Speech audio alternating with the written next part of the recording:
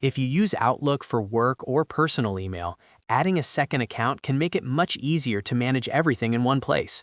In this video, I'm going to show you exactly how to add a second email account in Outlook, step by step, so you can get set up quickly without any confusion.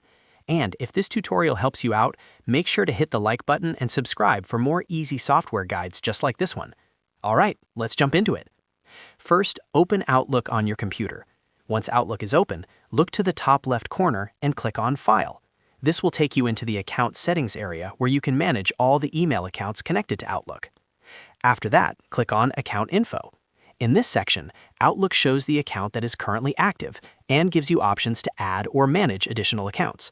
This is the area you want to use whenever you need to connect another inbox. Now click on Add Account. A new window will appear asking for the details of the email account you want to add. Type in the email address for the second account you want to connect.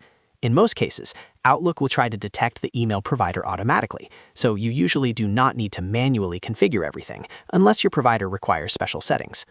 Once you enter the account details, Outlook may ask you to sign in and allow the necessary permissions. This is a normal part of the process. Go ahead and follow the prompts, enter the password if required, and approve any access requests so Outlook can sync the account properly. After you allow the permissions, Outlook will finish setting up the account. Give it a few moments while it connects, verifies the login details, and adds the mailbox to your Outlook profile. When it is done, the new account will appear in Outlook, and you'll be able to send, receive, and manage email from both accounts in one place. If you want to double-check that everything worked, look at the left sidebar in Outlook. You should now see the added account listed there, along with its inbox and folders. From here, you can switch between accounts anytime and keep your email organized much more easily. And that's it. You now know how to add a second email account in Outlook in just a few simple steps.